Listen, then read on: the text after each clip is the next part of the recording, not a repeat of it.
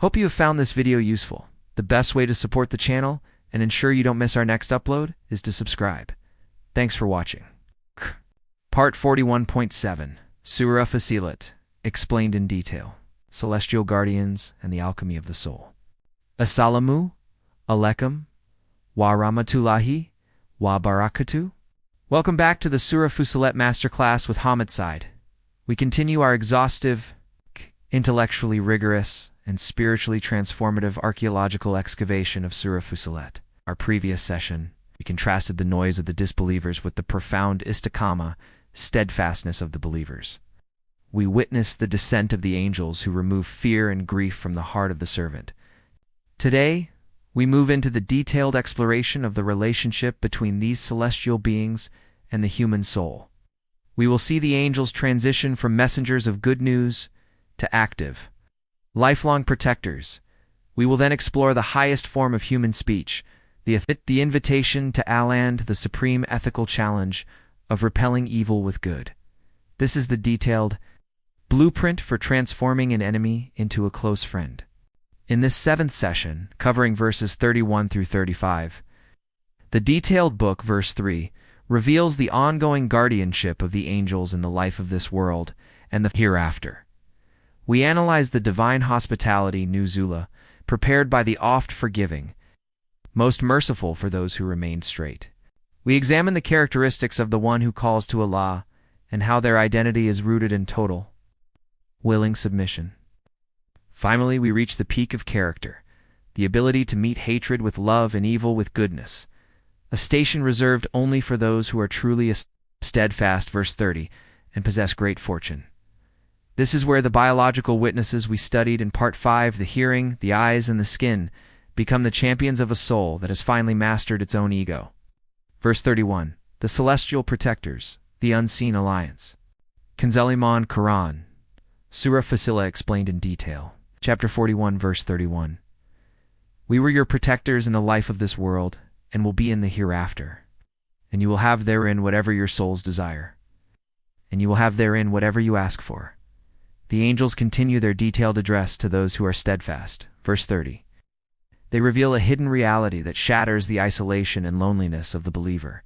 Nanu alayakam filahayat dunya wa filakira. We were your protectors, friends, allies in the life of this world and in the hereafter. In our Sufi excavation, this shows that the believer is never truly alone in their struggle. When the noise, verse 26, of the world was loud, and the enemies of Allah, verse 19, were mocking the truth, the angels were the silent guardians of the enclosed heart, verse 5. Ensuring the straight course, verse 6, remained clear. The angels then describe the nature of the uninterrupted reward. Verse 8, found in paradise. Walakum feha matashtahi infusakum. And you will have therein whatever your souls desire. Every legitimate desire that was sacrificed, delayed, or restrained for the sake of istiqamah is returned in a perfected celestial form. Walakam fi amatadan, and you will have therein whatever you ask for, call for, claim. In this detailed promise, the request of the believer is met with immediate divine response, providing a sharp, painful contrast with the enemies of Allah who, in verse 29, can only ask to crush their leaders in a cycle of eternal hate. This verse proves that the friendship of the angels is more than a feeling, it is a functional, protective reality. Verse 32, the hospitality of the Merciful, the divine welcome. Kanzel Iman Quran, Surah Fussilat explained in detail. Chapter 41, verse 32. As hospitality from one who is oft-forgiving, most merciful. Allah identifies the spiritual source and the flavor of this reward, verse 8. It is Nuzul min Gafrahim. It's hospitality, accommodation from the oft-forgiving, most merciful. The word Nuzul in classical Arabic refers to the initial welcome gift, the first meal, or the royal feast, prepared for an arriving guest of high status. This implies that the entire expanse of paradise is merely the beginning of the divine greeting, a precursor to even greater proximity. By using the specific names Ghafur, Oft-Forgiving, and Rahim, most merciful, Allah reminds the steadfast soul that their entry into this high station was not earned by robotic perfection, but was made possible by His constant forgiveness for their detailed shortcomings during the journey of life.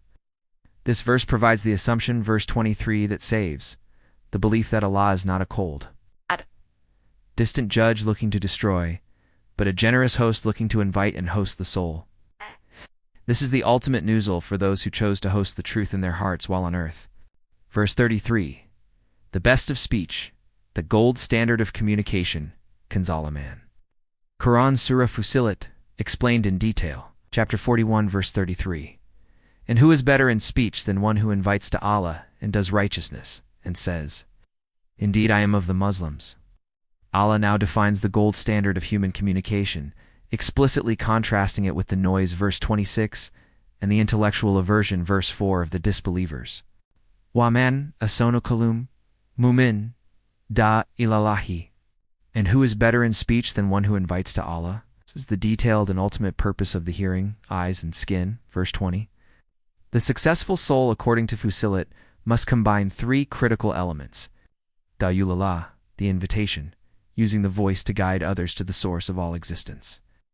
Wayamila, salihan, righteous work, ensuring the speech is backed by consistent action, verse 8. Ikala inani, manil musliman, the declaration of identity, identifying as one who has reached willing submission, verse 11. This person does not invite people to their own ego, their own group, their own political party, or their own fame. They invite to the Lord of the worlds. They do not just speak beautiful words. They embody those words through work, and they do not claim arrogance, verse 15, but find their ultimate honor in being a simple servant. This is the best speech because it is the only speech that resonates in the heavens. Verse 34, the alchemy of repelling evil, the social miracle, Kanzul Aman, Quran. Surah Fussilat, explained in detail, chapter 41. Verse 34, and not equal are the good deed and the bad. Repel evil by that deed which is better. Nor thereupon the one whom between you and him is enmity will become as though he was a devoted friend. This is the detailed and practical ethic of the steadfast, verse 30. Wadallah testuwilasaya. The good deed and the evil deed are not equal in their weight, their essence, or their cosmic effect. Allah then commands a psychological and spiritual transformation. Idfa, Biladi, Haya Asan. Repel evil by that which is better. When you are met with aversion, noise, or enmity, you do not respond in kind. You do not let the evil of the other person dictate the quality of your work. The result is a detailed social miracle. Fadhalati Bainaka, Wabanahu, Adawatan, Kanahu, Waliyun, Hamim. Then the one with whom you had enmity will become as though he were a close, devoted, warm friend. By refusing to be driven, verse 19, by the anger or ignorance of others, you dismantle their partition, verse 5. From the inside, you turn an enemy of Allah into a wali friend. This is the true power of istiqamah, the ability to stay straight even when others are trying to push you into a crooked reaction. Verse 35. The great fortune, the peak of character, Kanzul Aman, Quran. Surah Fussilat, explained in detail, chapter 41, verse 35. But none is granted it except those who are steadfast, and none is granted it except one possessing a great portion of good. Allah acknowledges that repelling evil with good is perhaps the most difficult work, verse 8, human being can perform. It is the jihad of the soul against its own reflex to strike back.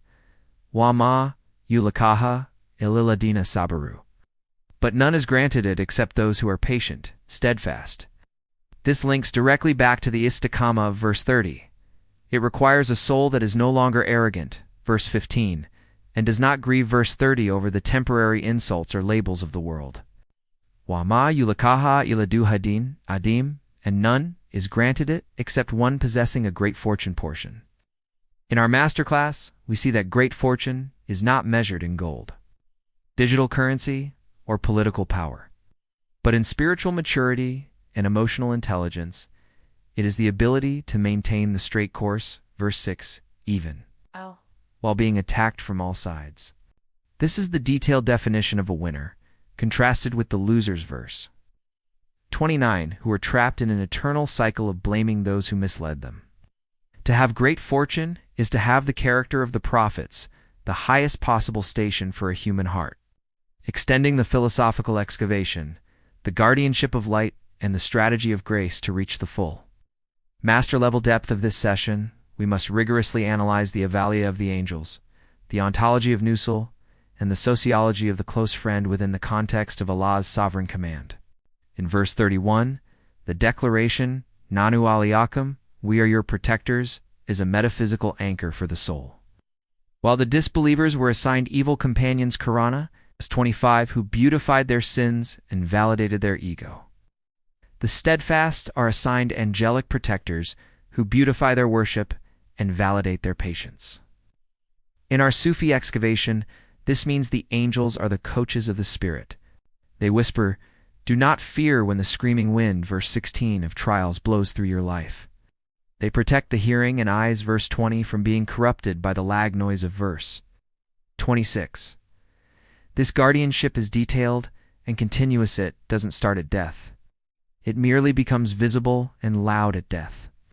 The uninterrupted reward, verse 8, actually begins with this celestial friendship while you are still walking on the earth. Verse 32 introduces the profound concept of Nuzul hospitality. Why does Allah describe paradise as hospitality? Because it shifts the entire focus from the effort of the human to the generosity of the host. In the detailed psychology of Fussilat, the human is a guest in the universe.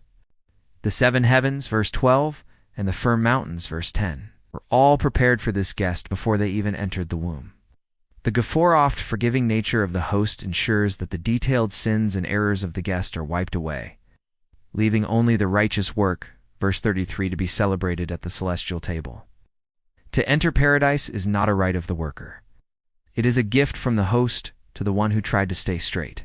Verse 33 establishes the highest frequency of human speech, while the disbelievers use noise, verse 26, to overcome others through volume. The believer uses DOA invitation to lift others through meaning. To invite to Allah is the ultimate detailed act of selflessness.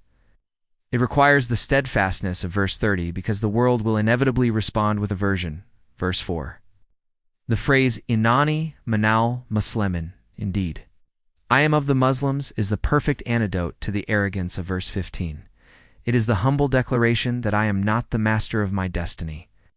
I am the servant of the Creator. This is the best speech because it aligns the human voice with the speech of the skins, verse 21, that says, Allah has caused us to speak. Verse 34 is the psychological alchemy of the Quran. Itha, Lati, Haya, Osan.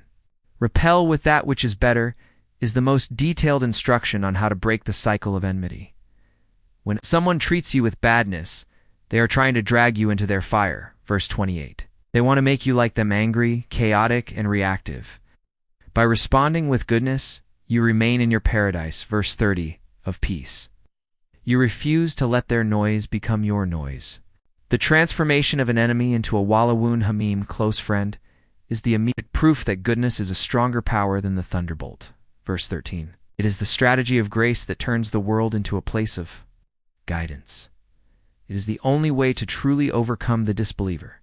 Verse 35 identifies the rarity of this high station. It is called the great fortune Hadden Adam. Not everyone can achieve this.